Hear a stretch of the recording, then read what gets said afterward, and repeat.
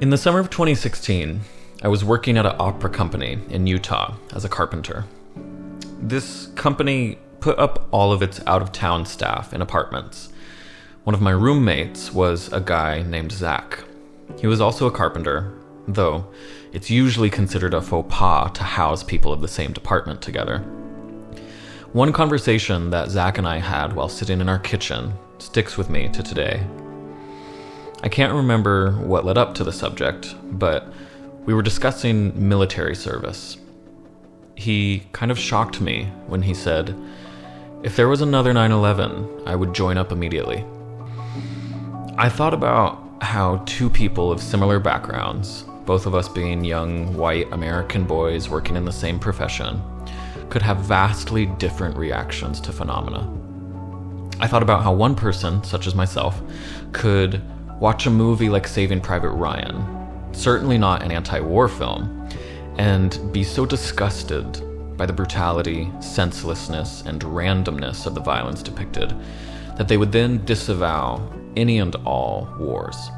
Whereas someone else could watch the same movie and feel that, sure, war is hell, but nevertheless feel proud to be an American and empowered to join in combat for a good cause. In my response to Zach, I tried to explain that there is no good war. I said that America's involvement in World War II is generally considered to be the good war, the one that was worth fighting, the one where we were unquestionably virtuous. None of those things are true, of course, as any honest reckoning with the history would show. But that's what the popular, enduring, stubborn, and dangerous conception of that war is.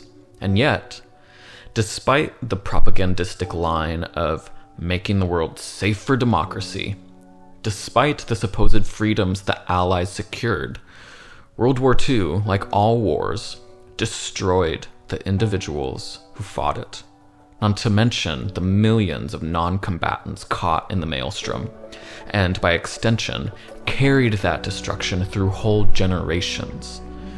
I told Zach that my grandfather fought in Europe during World War II, and that he in no way found his experience during the war to be ennobling. That, in fact, he considered it a horrific thing, which took his identity away from him. I once heard my grandfather say, "I didn't know who I was," when he returned home from the war. Of course, he certainly couldn't relate to his family, to his wife and 5 children, people who did not suffer as he did and who ran away from him because they were afraid of him. This life of alienation was what millions of American men came home to. James Baldwin once described listening to the war experiences of a high school friend of his, a young Jew who had seen the Germans' concentration camps. Baldwin writes, quote, "I will never forget his face. I had once known it very well, shortly before when we had been children. It was not a child's face now. He had seen what people would do to him, because he was a Jew. He knew what he had done to Germans, and not only could nothing be undone, it might very well be that this was all that the world could do or be, over and over again, forever. All political hopes and systems then seemed morally bankrupt. For if Buchenwald was wrong, what then really made Hiroshima right?" He shook his head, an old Jew already, an old man. Unquote. The empire never takes care of those it throws into the maw of combat. General Smedley D. Butler, who went on to become an advocate for anti-war views, or at the very least, isolationist views, once said, quote, "We used our boys for a couple of years and trained them to think nothing at all of killing or of being killed. Then, suddenly, we discharged them and told them to make another about-face. This time, they had to do their own readjusting. Sans mass psychology, sans officers' aid and advice, sans nationwide propaganda. We didn't need them anymore, so we scattered them about without any speeches or parades. Many, too many, of these fine young boys are eventually destroyed mentally because they could not make that final about face alone." Unquote. It doesn't matter what any just war theorist has to say. War destroys everything it touches. No high-sounding motivations for war can change this fact. I don't think I really tarnished any of Zach's nationalist patriotism during our conversation, but I wanted him to think about the reality of his own death.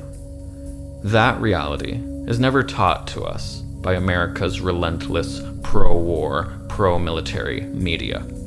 What is taught to us, however, from our earliest years is the romanticization of combat, obsequiousness to authority, and a love for war.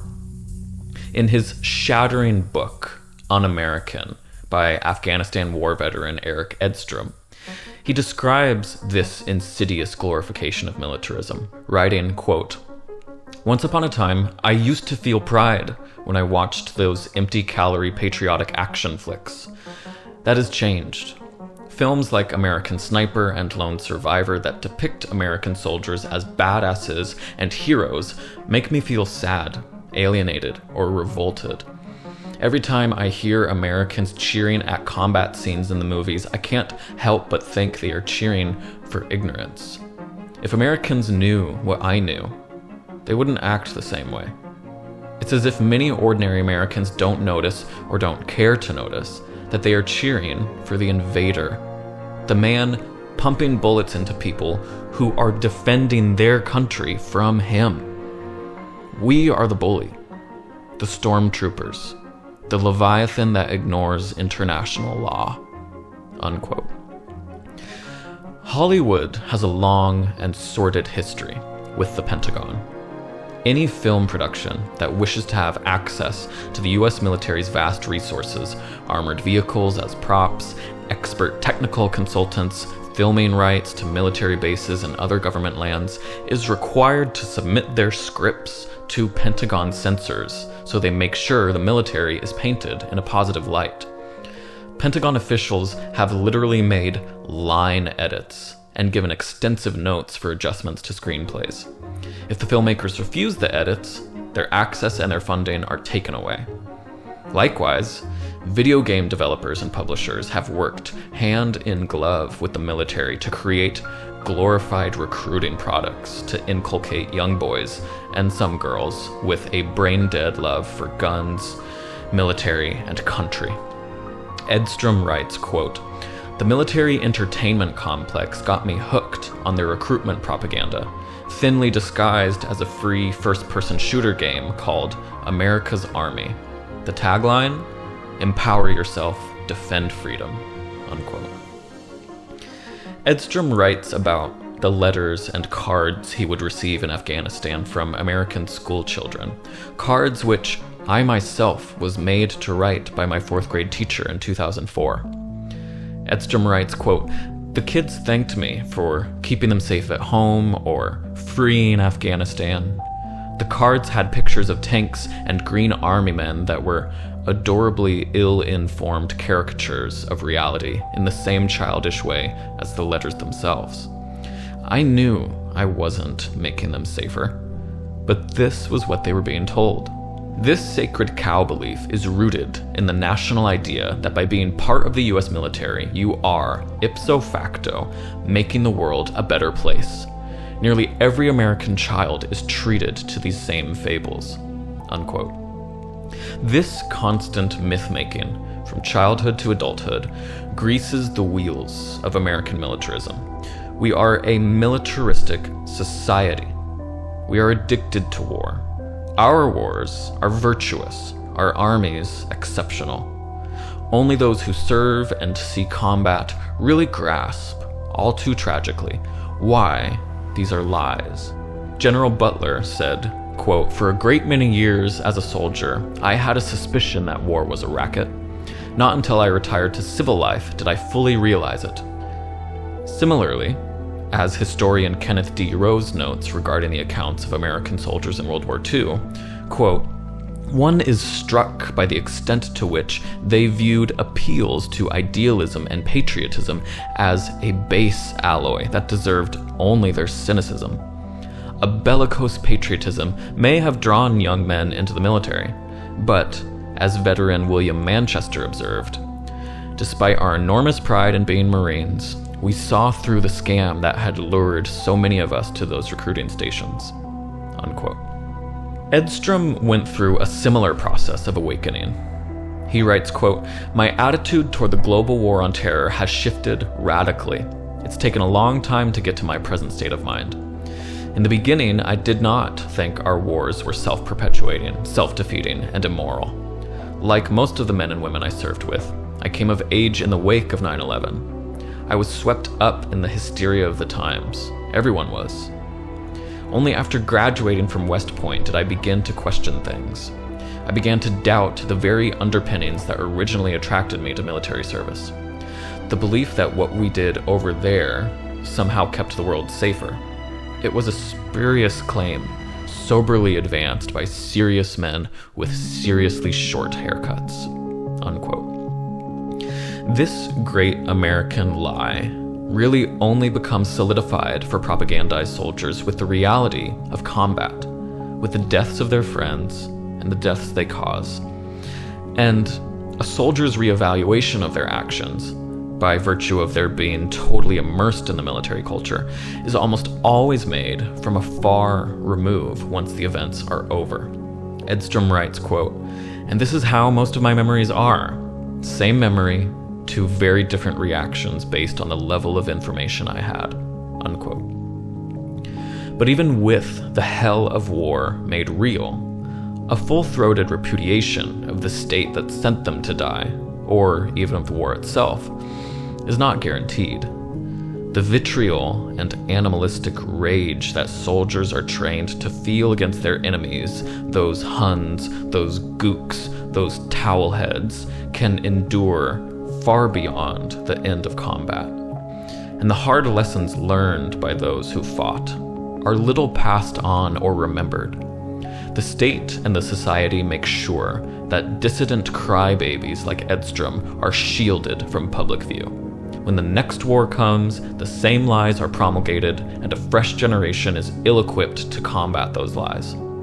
In the same way that America's many coups it has orchestrated abroad are at first seen as a fight for liberation, democracy, and liberal values, while only decades later it is seen for what it really was: a violent snuffing out of the democratic ideals of other nations.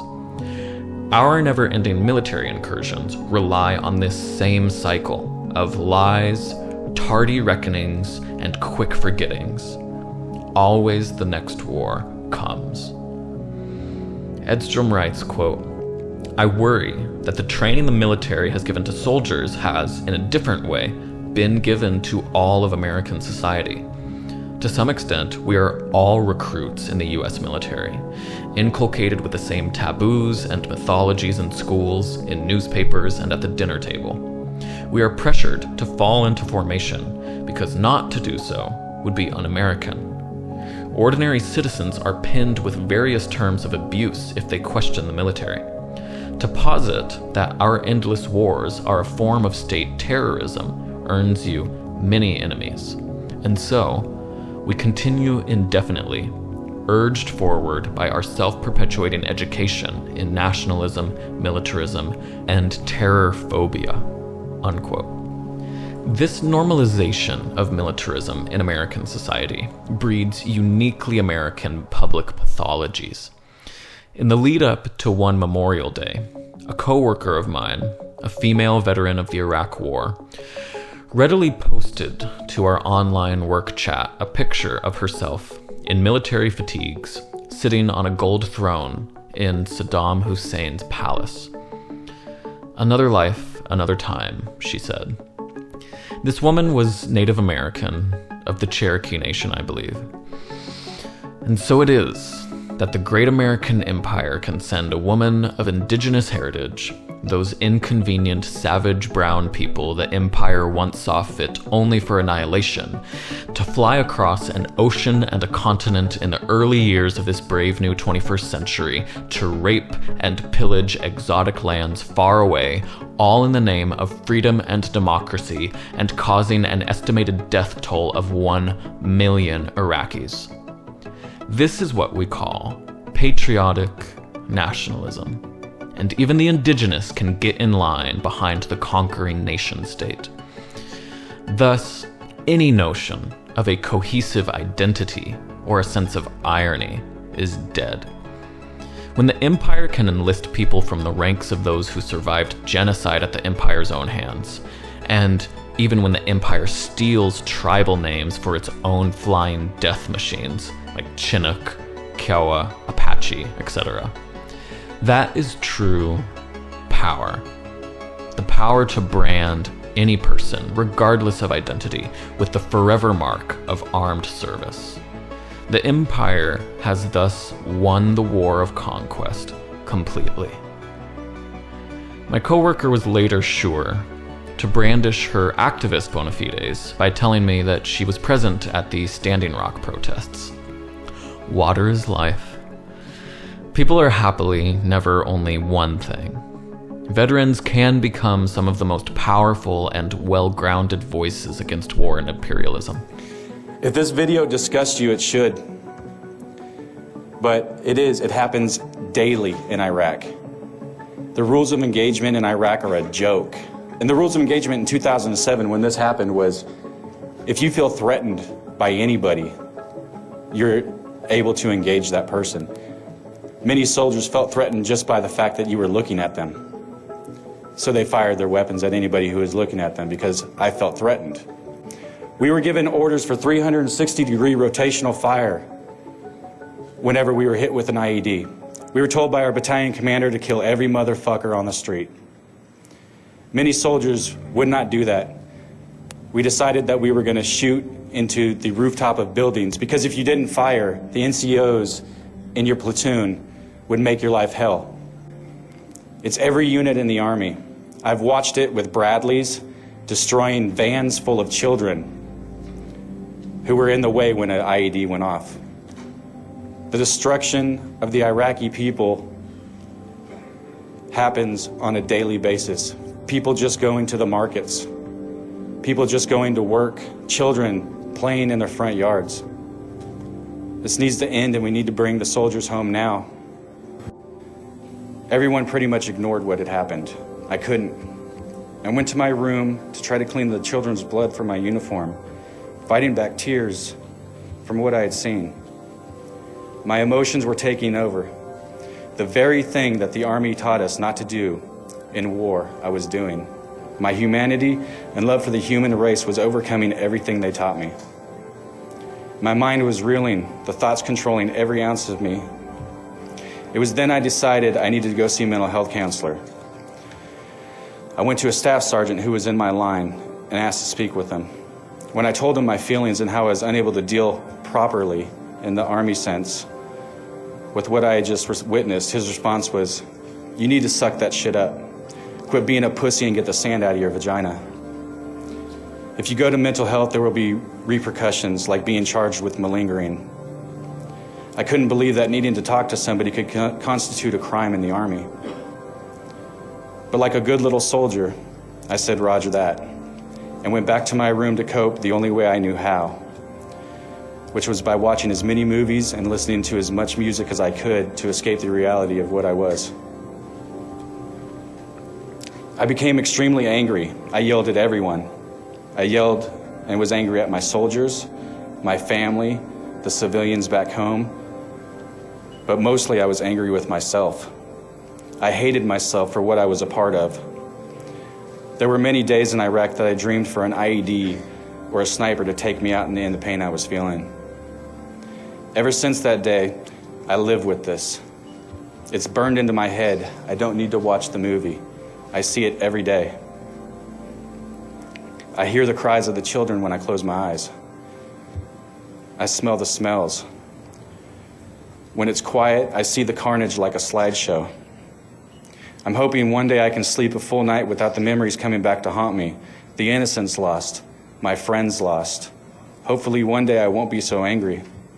Hopefully one day I'll help others see that they're not alone in valuing life. Thank you. Time can change the worst in us. This is the only hope of redemption. But our actions remain. Howard Zinn, famous for giving America a new way to look at its history, participated in the bombing of European civilians as a veteran of World War II.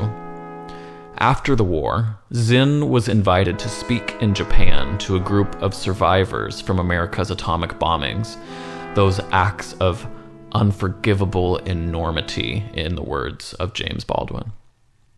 Faced with these poor victims, Zinn could not come to grips with what he had done. He writes, quote, "When my turn came, I stood up and felt I must get something off my conscience.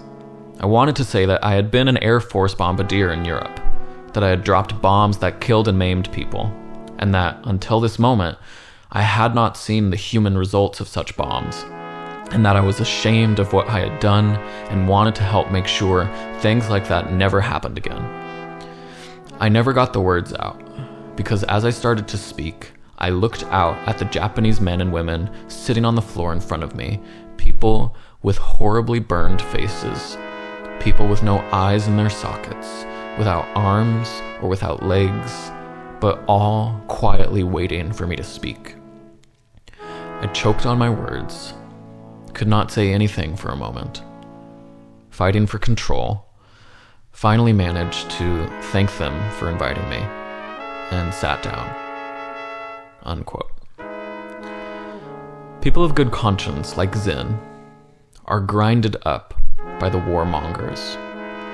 The US propaganda machine, to say nothing of its many-tendrilled law enforcement regime, has never failed to manufacture or force sufficient compliance of the underlings to carry out whatever military adventure the empire managers have dreamed up. Even at the height of American anarchist, socialist, and communist anti-war organizing efforts in the lead-up to US involvement in World War I, the war to end all wars, the 1-2 punch of the passage of the Espionage Act and Sedition Act, which imprisoned thousands of anti-war activists for nothing more than exercising their free speech, among whom was Eugene V. Debs, the most popular socialist politician of the day, as well as the later Palmer raids against labor organizers, effectively quashed any militant anti-war efforts that posed a serious threat. During this time, Kate Richards O'Hare, a stalwart rhetorician who ran multiple times for the US Senate under the Socialist Party, said that America's mothers were being used as nothing more than, quote, brood sows to raise children to get into the army and be made into fertilizer. For this, she was sentenced to prison. I don't blame an American who, in the midst of the heady swirl of fear, jingoism, and the visceral desire for revenge after the 9/11 attacks, joined the armed forces and followed the orders of their commander-in-chief. But these more than 20 years later, knowing all that we know now of the mendacity that hurled us into Iraq, where the neocons promised we would be hailed as liberators, learning of the subterfuge and wanton corruption which kept us in Afghanistan for 20 years, doing nothing but fueling the Taliban insurgency by our mere presence, and empowering local child rapist warlords, hearing of the litany of brutal crimes committed against the peoples of the Middle East, not forgetting the brutalization of US troops in return, and suffering the complete gutting of our civil liberties at home with mass surveillance, criminalization of whistleblowers, the suspension of habeas corpus, militarization of police, and widespread entrapment schemes targeted against future terrorists. Some humility and nuance from those who dutifully participated in these criminal wars is quite due, to say nothing of contrition, let alone an international war crimes tribunal, such as one we used against the Nazis and Imperial Japan. Veterans who are critics of empire and the cynical wars the nation sent them to fight are relegated to writing for obscure pamphlets and zines and to speaking at poorly attended anti-war lectures and rallies. I recently attended such a rally in Minneapolis put on by Veterans for Peace. The action was organized against the war in Ukraine and America's belligerent stance against Russia, acts that are bringing the world closer to nuclear Armageddon. People carrying signs stood on the corners of a busy intersection, perhaps 50 or so of us in all. A woman with a bullhorn led some poorly practiced chants. Another woman passed out little anti-war messages that you could sign and mail to your representative. I can tell you, the warmongers aren't listening. In contrast, veterans who propound the myths of empire and who talk of their wartime experience as perhaps brutal, but ultimately righteous and ennobling, are used as props to sell our wars to the public, to the future soldiers. American Sniper, the account of Chris Kyle, the most lethal sniper in US military history, sold over 1 million copies, and the film adaptation directed by Clint Eastwood made hundreds of millions of dollars at the box office. Myth peddlers such as Tom Brokaw and Stephen E. Ambrose get rich selling hagiographies like The Greatest Generation and Band of Brothers. Compare these glowing receptions to little-known books such as Edstrom's Un-American, or Shaded Black, or Paths of Descent, all scathing critiques by veterans against self-perpetuating American wars, and you will understand how deep the American idolatry of violence runs. Nuance is not popular or profitable. And veterans who do not blindly accept the label of hero bestowed upon them by the maniac culture of nationalism and patriotism are stripped of their shallow honorifics and told to be quiet, get some therapy, and go away. The resulting alienation, coupled with the lingering trauma stemming from what the soldiers saw and did in combat, has led to an average of 20 veteran suicides per day in the US. You can take your Support Our Troops sticker and shove it. The cycle of military propaganda, starting in the crib, through to recruitment officers, enlistment centers, and basic training, the eventual encounters with combat and the ignoble boredom of military service, and a later belated reckoning with the senselessness of it all, only to be arrived at once one can stand apart and get some breathing room to focus on other things besides the survival of yourself and your squad. These things all ensure that those who know better are always too late and too little to make a difference for America's next explosion of military violence. This started with a personal story, and here I'll end it with another. In the 1924 book War Against War by German anarchist Ernst Friedrich, a polemic which Susan Sontag described as designed to horrify and demoralize, Friedrich paints the insidious nature of our militarized culture starting at an early age. He writes, quote, "Bring up your children so that they may later refuse to render military and war service. How very many lightly overlooked the fact that in one's own home, in the family, war is being spontaneously prepared. And here lies the beginning of all evils. Here lies the beginning also of war. The mother that sings soldiers' songs to the baby on her lap prepares for war. Yes, she prepares for war. The father that makes gifts of toy soldiers to his child mobilizes the child for the war idea. The toy soldier is the Judas that you yourself bring into the home, is the betrayal of human life. Remember always this one thing. The little helmet made of paper will one day be a steel helmet on the head of a murderer. And if the child has once practiced with his air gun, how natural it is that he should in later years shoot with a rifle. The little saber carved of wood will someday become the battle sword that pierces the body of a human being. Ye parents that do not wish that your son should murder the dear sons of other parents, you should remember that the child whom you present with a helmet and saber and gun plays his tender soul to death out of his young body." Unquote. Now, this is good, old-fashioned anarchist rhetoric, no doubt. But rhetoric, good rhetoric, is not itself divorced of truth, without which it has no hope of resonance. It was Friedrich's words that were ringing in my head when my girlfriend's father took her and I out to a shooting range near Cincinnati, Ohio. After we donned the proper eye and ear protection, he had to show his daughter how to properly load bullets into the Glock pistol's magazine, insert the magazine into the gun, pull back the slide to move the first round into the chamber, and keep the pistol pointed downrange at all times. It struck me that none of this had to be explained to me. My hands already knew what to do. Not because I had used a real pistol before, I never had, but because my hands had already completed those tasks innumerable times with plastic airsoft guns when I was in middle school. And I had performed these same actions perhaps tens of thousands of times virtually by playing video games. The only thing alien to me about the real pistol was its unwieldy recoil and its concussive bang. It seemed impossible to me that anyone could maintain both a quick pull of the trigger and a steady aim with how much the weapon kicked back after each shot. But I knew that with enough practice I could get used to it. I was also aware that my childish familiarity with toy weapons was highly gendered.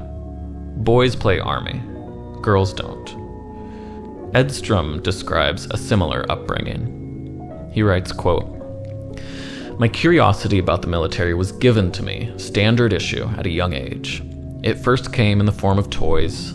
Not more than 5 years of age, I had buckets of plastic, forest green, gray, and mustard figurines bedecked in World War II era kit. Machine gunners, radio operators, leaders doing the heroic follow me pose, all dutifully aligned along the soapy perimeter of the bathtub. Then there were G.I. Joes, toy figurines, puzzles, board games, the TV show, whatever I could get my hands on. I watched Top Gun probably 20 times. I even had a few packs of Desert Storm collectible trading cards. I loved our ass-kicking political avatar, Captain America. At age 12, I dressed in real tree camo and played paintball." Unquote. In this way, we are brutalized, and we are trained to brutalize others through nothing more and nothing less than muscle memory, all presented as fun and games. And it really was fun. I won't deny that. As someone who is unapologetically and endlessly entertained by the Jackass film series and television show, as well as its spin-off, Wild Boys, I definitely considered shooting my friends with fast-moving plastic airsoft BBs to be my idea of fun. I just wish this fun didn't translate so easily, so troublingly, to the only language our state knows how to speak: violence.